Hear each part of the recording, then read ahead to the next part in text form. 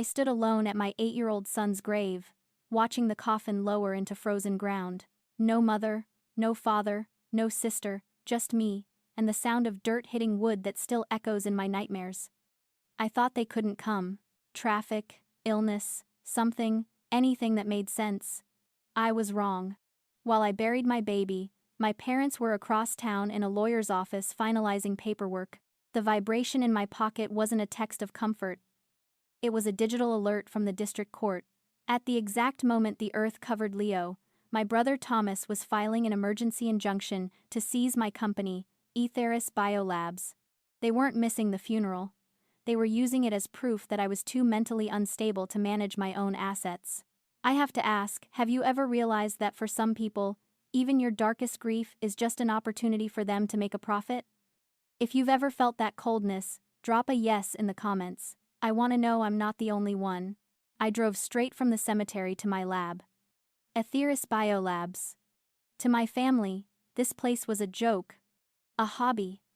For 8 years, I had played the part they assigned me, the quiet, unambitious daughter, the single mother who wasted her PhD working as a lowly lab assistant at the family's prestigious hospital. They mocked me for it. Thomas, my golden boy brother, the hospital administrator who couldn't tell a pipette from a petri dish, loved to remind me of my wasted potential. You could have been something, Claire, he'd say, adjusting his expensive tie. But I guess some people just aren't built for greatness. I let them say it.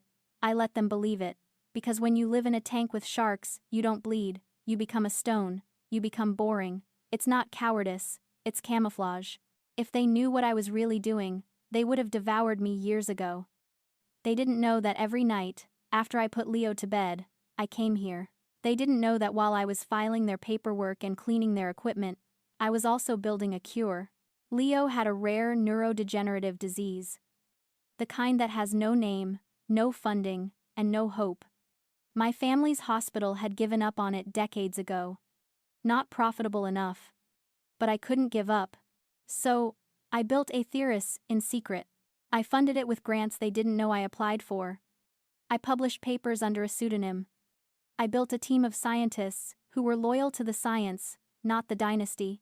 And 3 days before Leo died, we got it. The FDA fast-track designation. Exclusive patent rights. Valuation, $450 million. It was too late for Leo. The disease had taken too much. But it wasn't too late for thousands of other children. And it certainly wasn't too late for my family to smell the money. They must have found out, someone must have talked, and now, they wanted it. They claimed I had stolen their research. They claimed Etheris belonged to the family trust. They were coming for everything. I unlocked the secure server room, the hum of the cooling fans, the only sound in the dark. I didn't turn on the lights. I didn't need to. I knew every inch of this place. I logged into the terminal. The glow of the screen illuminated my face, and I saw my reflection in the glass. I didn't look like a grieving mother. I looked like a soldier. I opened the file labeled Thomas Research Data. The file they claimed was the foundation of my cure. I scrolled through the logs. The falsified trials. The cut corners. The lies. They thought they were suing a broken woman. They didn't realize they were suing the only person who knew where the bodies were buried. Because I didn't just build a cure in the dark, I also built a case. I arrived back at my apartment 2 hours later. The hallway smelled of old carpet and exhaustion. I put my key in the lock. But before I could turn it, the door opened from the inside. My mother, Susan, stood there. She was wearing black, but not for mourning. It was her power suit. My father, Richard, was sitting on my couch, looking at his watch like I was late for a meeting.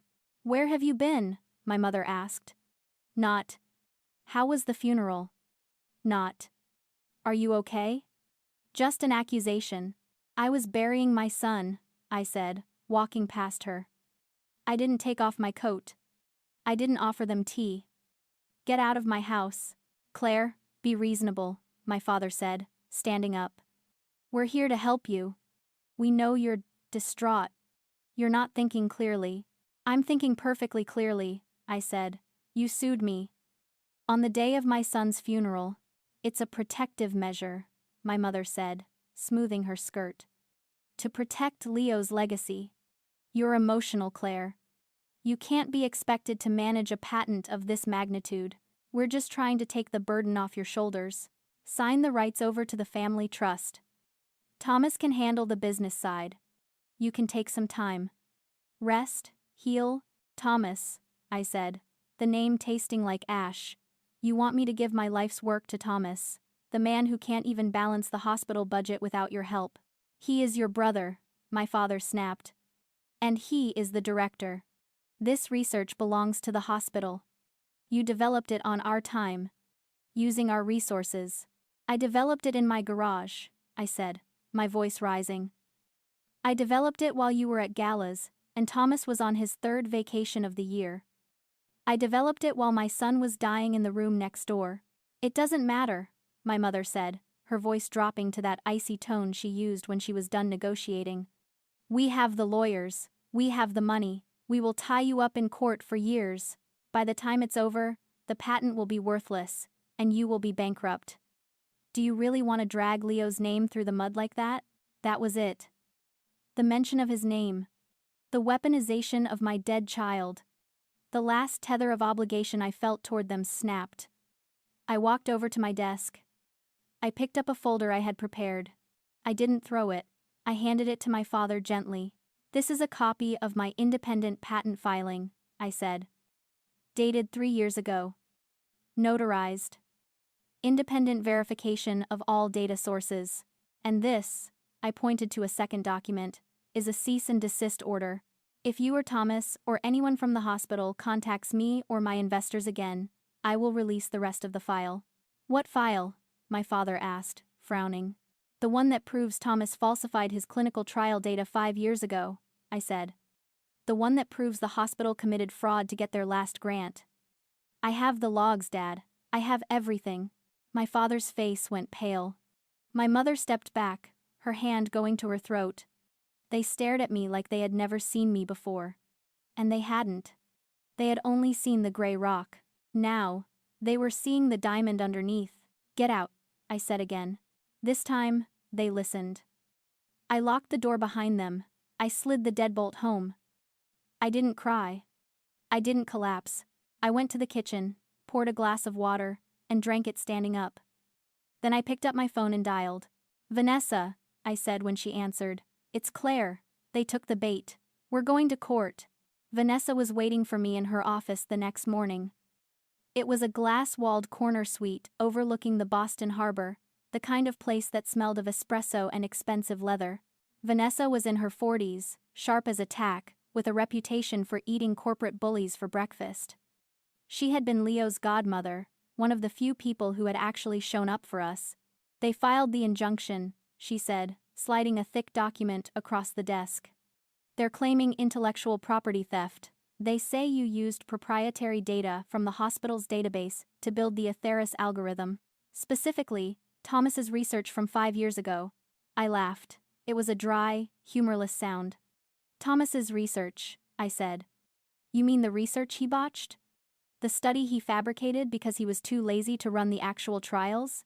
Exactly, Vanessa said, but the court doesn't know that yet. To a judge, it looks like a disgruntled former employee stole trade secrets.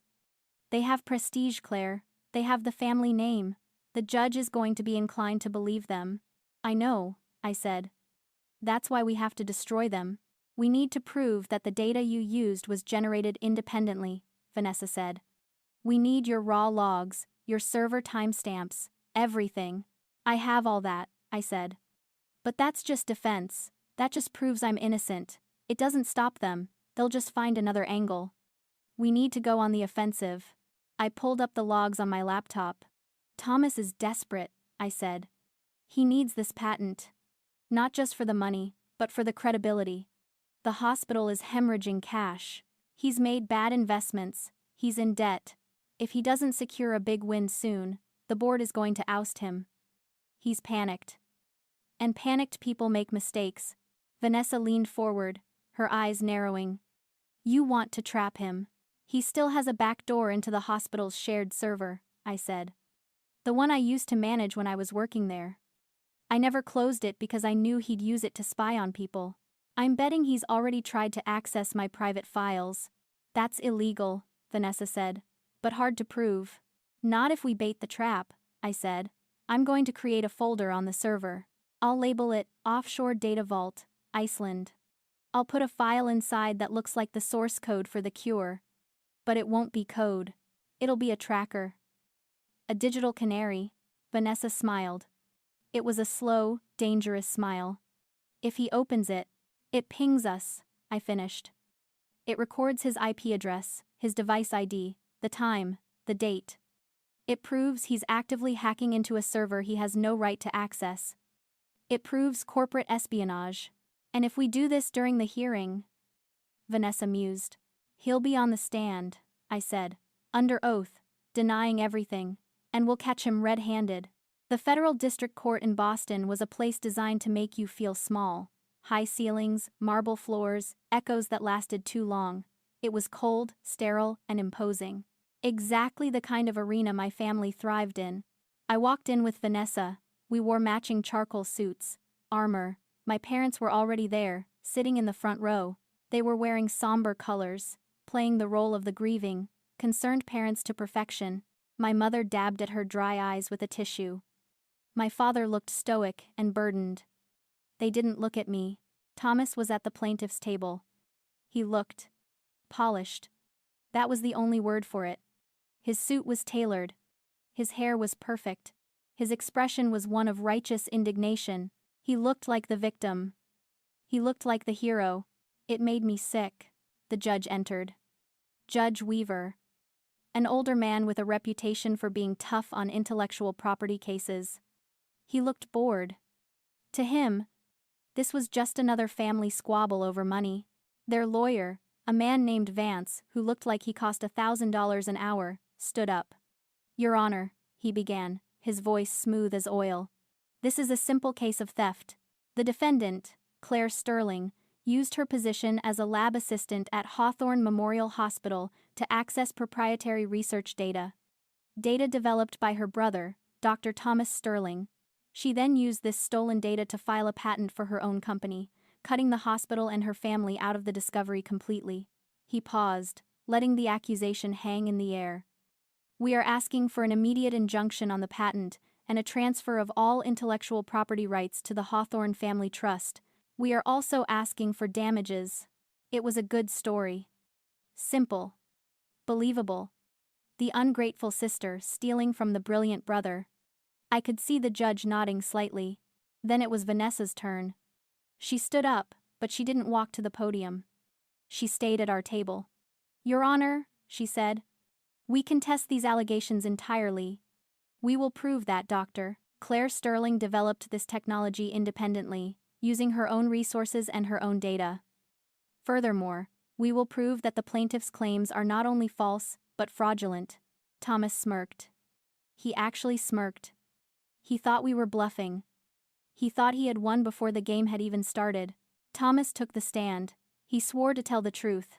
He sat down and looked at the jury box, projecting confidence. Vance walked him through the softballs. Dr. Sterling, did you develop the core algorithm for the neuroregenerative process? I did, Thomas said, about 5 years ago. I was working on a treatment for early onset dementia. The data was promising, but we ran out of funding. I shelved the project, intending to return to it. And did your sister have access to this data? She did, Thomas said, looking at me with sad eyes. She was my assistant. I trusted her. I gave her full access to my servers. I never thought she would use it like this. Thank you, Dr. Sterling. Vanessa stood up for cross-examination. She walked to the podium slowly. She placed a single file on the stand. Dr. Sterling, she said. You claim you wrote the core algorithm 5 years ago. That's correct. Can you explain to the court the specific function of the beta amyloid markers in the code? Thomas blinked. Well, they mark the proteins. For degradation. Which proteins? Vanessa asked. The amyloid proteins, Thomas said, shifting slightly. Actually, Vanessa said, the algorithm targets tau proteins. Amyloid markers would be useless in this specific application. Did you know that? It's been 5 years, Thomas snapped. I don't remember every detail. Fair enough, Vanessa said. She flipped a page in her file. Let's talk about storage. Where did you keep this data? On the hospital's secure servers, Thomas said. And is it still there? Of course. Is there any other location? Vanessa asked. An offshore backup, perhaps? Thomas hesitated. I saw his eyes dart to his lawyer. No. Just the hospital servers. Are you sure? Vanessa pressed. You're not aware of a secure folder labeled Offshore Data Vault, Iceland? Thomas froze. His eyes widened. He knew that name. He had seen it on the server directory. He had wondered what was in it. And now, he was panicked that maybe, just maybe, the real data, the data he needed to prove his case was in there, and he didn't have it. I might have heard of it, he stammered. Is it possible, Vanessa said, her voice dropping, that the source code you claim to have written is actually stored in that folder, and that you don't have access to it because you didn't write it? Thomas looked at his tablet, which was sitting on the witness stand in front of him. He needed to know. He needed to check. He thought he was being subtle. He tapped the screen. He opened the remote desktop app. He navigated to the folder. Vanessa waited. She let him do it.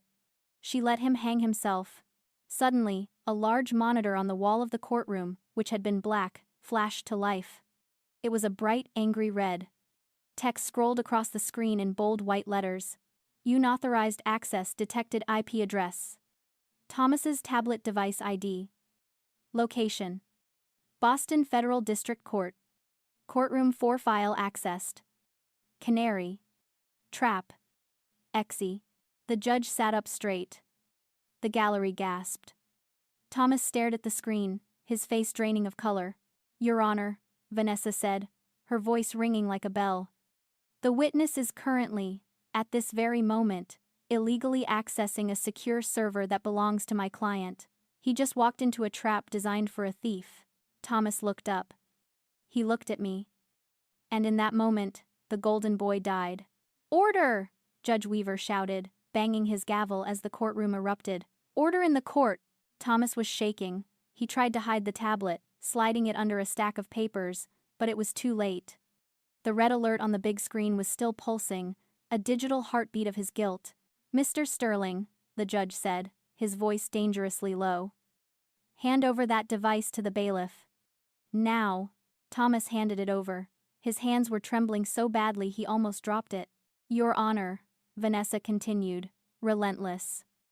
This proves not only that the witness does not have ownership of the data, but that he is actively engaging in corporate espionage in the middle of a federal hearing. It's a mistake, Thomas stammered. I wanted to check. Check what? Vanessa asked. A file you claimed didn't exist 2 minutes ago? She walked back to our table and picked up the second file. The heavy one. The one with the logs. But that's not the only lie, is it, Thomas? She said. She didn't call him Dr. Sterling anymore. She dropped the honorific. You didn't want this patent for the science. You didn't even want it for the hospital. She turned to the jury. We have subpoenaed Mr. Sterling's personal financial records. We found a gambling debt. $120,000. Owed to a bookie in Atlantic City. Payment due next week. My parents gasped. My mother put her hand over her mouth. They didn't know. He had hidden it from them too. You needed a win, Vanessa said to Thomas. You needed money, fast, but there's something worse. She opened the file. 5 years ago, you ran a clinical trial for a similar drug. The trial failed, but you didn't report the failure, did you? You falsified the data. You made it look like the drug was working so you could keep the grant money flowing. That's a lie, Thomas shouted, standing up. That's slander. I have the logs, Thomas, I said. I stood up. I spoke for the first time. I have the original raw data. I have the timestamps. I have the edits you made. I saw you do it. Thomas looked at me. His eyes were wild. And here's the part that kills me, I said, my voice breaking for the first time. If you hadn't falsified that data, if you hadn't set the research back by 3 years to cover your own incompetence, we might have found the cure sooner. We might have found it in time to save Leo. The silence in the room was absolute. It was a physical weight. Thomas stared at me. And then, he exploded. There is a specific phenomenon that happens when you trap a narcissist. I call it the final howl of the paper tiger. When a narcissist's false reality is punctured by truth, they don't retreat. They don't apologize. They detonate. It's not anger. It's the terrified scream of a small man who realizes the world finally sees he is small. "You think you're so smart," he screamed. "You think you're better than me? You were the help. You were the lab rat. I am the director. I am the heir. It's my hospital. It's my legacy. You owe me. You owe me everything." He was foaming at the mouth. He was ranting. He was exposing every ugly, narcissistic thought he had ever had. He wasn't the polished administrator anymore. He was a small, terrified child throwing a tantrum because his toy had been taken away. "I kept you employed," he yelled. "I let you play scientist. And this is how you repay me? By stealing my birthright?" "It wasn't your birthright, Thomas," I said quietly. "It was my work." "Sit down, Mr. Sterling," the judge roared, "or I will hold you in contempt." Thomas collapsed into his chair, panting. He looked around the room. He saw the faces of the jury. Disgust. Horror. Pity. He looked at our parents. My father was staring at the floor. My mother was weeping openly. He realized then that it was over. The mask was gone. The paper tiger had burned. The judge looked at Thomas with an expression of pure disdain. "I have heard enough," Judge Weaver said. "In 30 years on the bench, I have never seen such a display of arrogance and deceit." He turned to the defense. "Motion to dismiss is granted," he said, "with prejudice." He turned back to the plaintiff's table. "Mr. Sterling, you are lucky I don't throw you in a cell right now. However, I am referring this matter to the district attorney's office for investigation into perjury, corporate espionage, and fraud. I am also referring you to the state medical board for an immediate review of your license." He banged the gavel. "Court is adjourned." The sound echoed like a gunshot. It was done. I walked out of the courtroom. Vanessa squeezed my shoulder and went to file the paperwork. I was alone in the hallway. My parents came out a moment later. They looked aged, defeated. My mother reached out for me. "Claire," she sobbed. "We didn't know. About the gambling. About the trials. We thought we were protecting the family." "You were protecting a lie," I said. "Please," my father said. His voice was shaking. "He's your brother. He's going to prison. You can't let that happen. We can fix this. We can make a deal. The legacy is dead, Dad," I said. I buried it with my son. I looked at them one last time. I didn't feel anger anymore. I didn't feel hate. I just felt nothing. They were strangers. "I have a company to run," I said. I turned and walked away. I didn't look back. I walked out of the courthouse and into the bright, cold Boston afternoon. I took a deep breath. The air tasted clean. 6 months later, the new headquarters of Atheris Biolabs was beautiful. It was glass and steel and light. But my favorite part wasn't the lab. It wasn't the corner office. It was the garden. I sat on a stone bench in the center of the Leo Sterling Memorial Garden. It was filled with white hydrangeas, his favorite flower. It was quiet here. Peaceful. The company was thriving. The cure had entered phase 3 trials. We were seeing results. Real results. Children who had been given a death sentence were walking, talking, living. I got letters every day from parents. "Thank you. You saved us." Thomas was awaiting trial. He had lost his license. The hospital board had fired him and my father. The dynasty had crumbled. But I wasn't thinking about them. I was thinking about creation. I reached into my bag and pulled out an old photo. It was a picture of my family. Me, Thomas, my parents. We were smiling. But it was fake. I could see the tension in my own eyes, the desperate need for approval. I looked at it for a long moment. Then I walked over to the paper shredder in the reception area. I fed the photo into the machine. I watched it turn into confetti. I went back to my desk. I picked up a different photo. It was me and Leo. We were laughing. He was holding a magnifying glass, looking at a bug. He looked happy. He looked loved. I placed it on my desk. There is a concept I call the justice of the sower. Real justice isn't burning their house down. It's building a castle they are not allowed to enter. It's planting a garden in the soil they tried to poison. Revenge is a fire that consumes the arsonist. But justice? Justice is a seed. It grows, it builds, it lasts. I looked out the window at the garden. At the future I was building. This is for you, baby, I whispered. And for the first time in a long time, I smiled. And I meant it. If you believe that the best revenge is building a life they can't touch, hit that like button and share this story. Let's remind the world that sometimes, the quiet ones are the most dangerous.